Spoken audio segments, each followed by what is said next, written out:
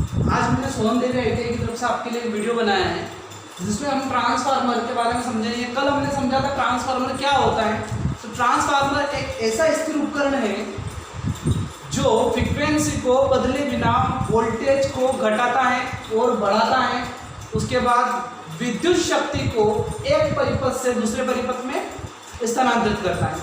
Primary winding की कल हमने बात की थी कि प्राइमरी वाइंडिंग जो होती है उसे हम सप्लाई से जोड़ते हैं, मेन स्रोत से जोड़ते हैं। उसके बाद उसके अंदर जो ईएमएफ वोल्टेज जो उत्पन्न होती है वो आयाम तथा प्राइमरी वाइंडिंग के टर्नों पर निर्भर करती है। आयाम जो होता है वो आपका होता है वोल्टेज तथा धारा के ऋण अथवा धन दिशा में तत्काल लिए गए मध्य स्तर का मान होता है जो आयाम। तो हम बात करेंगे सेकेंडरी वाइंडिंग के वोल्टेज की कि सेकेंडरी वाइंडिंग का वोल्टेज किस पर निर्भर करता है, उसका सूत्र क्या होता है, समीकरण क्या होती है। तो हम चलते हैं अब कि जिस प्रकार प्राइमरी वाइंडिंग सप्लाई स्रोत से जोड़ी जाती है, जैसे ही हम उसे सप्लाई स्रोत से जोड़ते हैं तो उसमें प्रत्यावर्ती फ्लक्स उत्पन्न होता है, मतलब परिवर्तित प्रकार का फ्लक्स, बदलने वाला फ्लक्स उत्पन्न होता है। उत्पन्न होने वाला जो फ्लक्स है आयाम व प्राइमरी वाइंडिंग की टर्नों की संख्या पर निर्भर करता है। दो चीजों पर निर्भर करता है, प्राइमरी वाइंडिंग में उत्पन्न होने वाला फ्लक्स आयाम और प्राइमरी वाइंडिंग के टर्नों पर निर्भर करता है। ठीक उसी प्रकार सेकेंडरी वाइंडिंग जो होती है उसे हम जोड़ते हैं लोड से। कोई भी लोड अगर अपने को जो विद्युत शक्ति की खपत करता है, विद्युत ऊर्जा की खपत करता है, लोड से जोड़ेंगे हम सेकेंडरी वाइंडिंग को। तो सेकेंडरी वाइंडिंग को जब लोड से जोड़ेंगे तो उसमें प्राइमरी वाइंडिंग के फ्लक्स के कारण क्या होगा, ईएमएफ उत्पन्न होगा, यानी कि वोल्टेज उत्पन्न होगा। यह उत्पन्न होने वाली ईएमएफ या वोल्टेज यह भी किस पर निर्भर करेगी, आयाम और सेकेंडरी वाइंडिंग के टर्नों पर। देखो प्राइमरी वाइंडिंग में भी जो फ्लक्स उत्पन्न होगा वो आयाम और प्राइमरी वाइंडिंग के टर्नों पर निर्भर करेगा, संख्या पर निर्भर करेगा। और अगर सेकेंडरी वाइंडिंग में भी जो ईएमएफ उत्पन्न होगा वो ईएमएफ उत्पन्न होगा प्राइमरी वाइंडिंग के फ्लक्स के कारण। तो वो भी दो चीजों पर निर्भर करेगा, आयाम और सेकेंडरी वाइंडिंग के टर्नों पर निर्भर करेगा। तो उसी प्रकार जिस प्रकार प्राइमरी वाइंडिंग में प्राइमरी वोल्टेज का सूत्र बनेगा EP बराबर 4.44 गुणित म्यूचुअल फ्लक्स गुणित फ्रीक्वेंसी गुणित प्राइमरी टर्नों की संख्या। EP जो है वो आपकी प्राइमरी ईएमएफ या प्राइमरी वोल्टेज है 4.44। ये हमने बताया था, कल हमने वीडियो पढ़ा था कि साइकिल में जो फ्लक्स होता है 4 बार अपने आधे धन चक्र में और आधे ऋण चक्र में घूमता है, इसलिए 4 और इनटू किया था हमारे औसत मान जो था, एवरेज वैल्यू जो थी उसकी 1.11। इस प्रकार ये 4.44 आया था। और ये जो है म्यूचुअल फ्लक्स F जो है वो दर्शा आपका फ्रीक्वेंसी और MP का मतलब प्राइमरी वाइंडिंग में टर्नों की संख्या। ठीक उसी प्रकार सेकेंडरी वाइंडिंग की जो वोल्टेज होगी वो भी सेम यही होगी, ES बराबर मतलब सेकेंडरी वाइंडिंग में ईएमएफ या सेकेंडरी वाइंडिंग का वोल्टेज बराबर 4.44 गुणित म्यूचुअल फ्लक्स गुणित फ्रीक्वेंसी गुणित सेकेंडरी वाइंडिंग में टर्नों की संख्या। तो इस प्रकार प्राइमरी वाइंडिंग,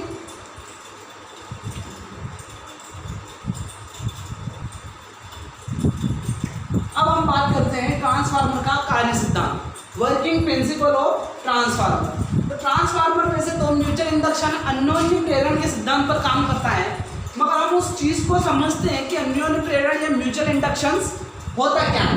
तो हम चलते हैं कि जब ट्रांसफार्मर की प्राइमरी वाइंडिंग, जिसको आप समझते हैं कि जिसको हम सप्लाई से जोड़ते हैं, तो जब ट्रांसफार्मर की प्राइमरी वाइंडिंग को हम ऐसी सप्लाई से जोड़ते हैं तो ट्रांसफार्मर की प्राइमरी वाइंडिंग के चारों ओर क्या होगा, एक प्रत्यावर्ती स्वभाव वाला, मतलब जैसा आप उसको करंट दे रहे हैं, अगर आप उसे प्रत्यावर्ती धारा दे रहे हैं या प्रत्यावर्ती वोल्टेज या एसी करंट दे रहे हैं तो उसके आसपास भी चुंबकीय क्षेत्र प्रत्यावर्ती प्रकार मतलब कि बदलने वाले स्वभाव वाला होगा।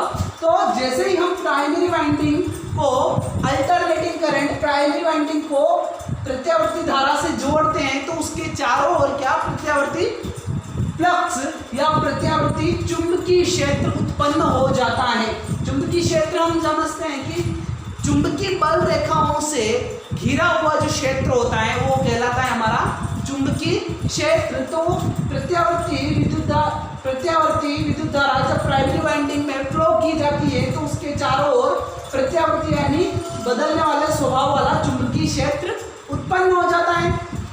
ठीक, अब यहां से आगे हम बढ़ते हैं। सेकेंडरी वाइंडिंग के चालक प्राइमरी वाइंडिंग द्वारा उत्पन्न चुंबकीय क्षेत्र की चुंबकीय बल रेखाओं का छेदन करते हैं। मैंने अभी बताया कि चुंबकीय क्षेत्र जो होता है चुंबकीय बल रेखाओं से घिरा होता है।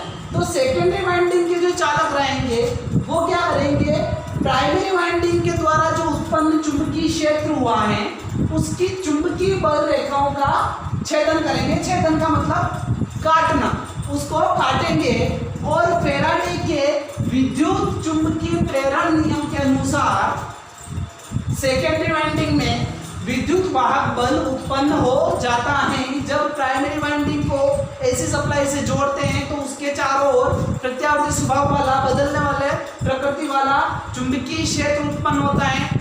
उसी चुंबकीय क्षेत्र को सेकेंडरी वाइंडिंग के जो चालक होते हैं वो काटते हैं और फैराडे के विद्युत चुंबकीय प्रेरण नियम के अनुसार सेकेंडरी वाइंडिंग में विद्युत वाहक बल जो है वो उत्पन्न हो जाता है। और यह क्या कहलाता है आपका म्यूचुअल इंडक्शन, जिस सिद्धांत पर ट्रांसफार्मर काम करता है। अब हम ये समझते हैं कि काटता क्यों है, तो क्योंकि प्राइमरी वाइंडिंग द्वारा स्थापित चुंबकीय क्षेत्र जो होता है वो प्रत्यावर्ती स्वभाव वाला होता है, मतलब बदलने वाला होता है। इसलिए सेकेंडरी वाइंडिंग के चालक बिना कोई गति किए, मतलब सिर्फ सेकेंडरी वाइंडिंग में पड़े ही चुंबकीय बल रेखाओं का छेदन करते हैं। इस प्रकार प्राइमरी वाइंडिंग तथा सेकेंडरी वाइंडिंग में बिना किसी स्पर्श, बिना किसी टच के विद्युत ऊर्जा प्राइमरी वाइंडिंग से सेकेंडरी वाइंडिंग में स्थानांतरित हो जाती है। अब हम बात करते हैं ट्रांसफार्मर के बनावट में निम्न मुख्य भाग, मतलब ट्रांसफार्मर की जो बनावट होती है, कंस्ट्रक्शन जो होता है, उसमें मेन चीज क्या होती है, मुख्य भाग क्या होते हैं। वैसे तो बहुत सारे होते हैं मगर मेन जो मुख्य भाग होते हैं वो 5 प्रकार के होते हैं। जहाँ पर हम पहला जो पढ़ रहे हैं वो है आपका प्राइमरी वाइंडिंग। वैसे अभी तक हमें समझ में आ गया होगा कि प्राइमरी वाइंडिंग और सेकेंडरी वाइंडिंग को कैसे जोड़ा जाता है और क्यों जोड़ा जाता है। तो प्राइमरी वाइंडिंग को तो हम वह वाइंडिंग जिसे हम मुख्य सप्लाई यानी कि एसी स्रोत से जोड़ते हैं वो कहलाती है आपकी प्राइमरी वाइंडिंग, जिसे मेन सप्लाई से जोड़ा जाता है। अब ये बनी कौन सी वायर की होती है, तो यह कॉपर इनेमल्ड वायर की होती है। जो तांबे का तार होता है वो 2 प्रकार का होता है, सुपर इनेमल्ड कॉपर वायर और हार्ड ड्रॉन कॉपर वायर। 2 प्रकार के होते हैं, मतलब कठोर कर्षित तांबा और नर्म तांबा। तो यह जो वाइंडिंग बनी होती है वो कॉपर इनेमल्ड से बनी, मतलब नर्म तांबे से बनी होती है। बोबिन एक पदार्थ होता है, उसके ऊपर इसको कुंडली के रूप में टर्न देकर बनाया जाता है। इसमें टर्नों की जो संख्या होती है वो आवश्यक फ्लक्स घनत्व उत्पन्न करने की क्षमता के अनुसार दी जाती है। ये समझने वाली चीज है कि इसमें जो टर्नों की संख्या, ट्रांसफार्मर एक्चुअली क्या काम करता है कि वोल्टेज को घटाता है और बढ़ाता है। तो सेकेंडरी में आपको वोल्टेज कितना चाहिए, मान लीजिए कि 11 kV का है, सेकेंडरी में आपको 440 वोल्ट चाहिए, स्टेप डाउन ट्रांसफार्मर है, सेकेंडरी में आपको 440 वोल्ट चाहिए। तो प्राइमरी में जो आपका फ्लक्स बनेगा वो क्या होना चाहिए, फ्लक्स, इसमें टर्नों की जो संख्या होगी वो आवश्यक फ्लक्स घनत्व के अनुसार होनी चाहिए कि फ्लक्स जो है वो कम बने या ज्यादा बने। इस तरीके से इसमें जो टर्नों की संख्या होगी वो आवश्यक फ्लक्स, आपको कितना फ्लक्स चाहिए ताकि सेकेंडरी वाइंडिंग में 440 वोल्ट उत्पन्न हो सके, उस तरीके से इसको सेकेंडरी वाइंडिंग में जो टर्न होते हैं वाइंडिंग की टर्नों की संख्या रखी जाती है। दूसरी चीज आती है आपकी सेकेंडरी वाइंडिंग। तो सेकेंडरी वाइंडिंग वह वाइंडिंग जिसको हम भार या लोड से जोड़ते हैं, जो विद्युत ऊर्जा की खपत करना है उस चीज से जोड़ते हैं, भार या लोड से जोड़ते हैं, तो वो क्या कहलाएगी आपकी सेकेंडरी वाइंडिंग। वह सेकेंडरी वाइंडिंग कहलाती है। इसकी तार का गेज या साइज गुजरने वाली धारा पर निर्भर करता है। अब यहाँ पर भी चीज समझने वाली है कि इसकी तार का जो गेज होता है, इसकी तार का जो साइज होता है वो किस पर निर्भर करता है। ऐसा क्यों है कि वो साइज गुजरने वाली धारा पर निर्भर करता है। अभी हमने समझा कि मान लो हमको बाहर सेकेंडरी में 440 वोल्ट ही चाहिए, तो उसमें उस तरीके से उस वायर का गेज रखना पड़ेगा, मोटा कम, ताकि उसमें से उतनी ही धारा बह सके और सेकेंडरी वाइंडिंग में हमें 440 वोल्ट ही मिल सके। दूसरी बात देखो यहाँ पर कितनी वोल्ट की आवश्यकता है, तो ये वही चीज़ है कि उसकी गैस इस तरीके से रखी जाती है ताकि उसमें से धारा उतनी ही बहे जितनी हमें सेकेंडरी में वोल्टेज की आवश्यकता है। तो इस तरीके से प्राइमरी और सेकेंडरी वाइंडिंग होती है।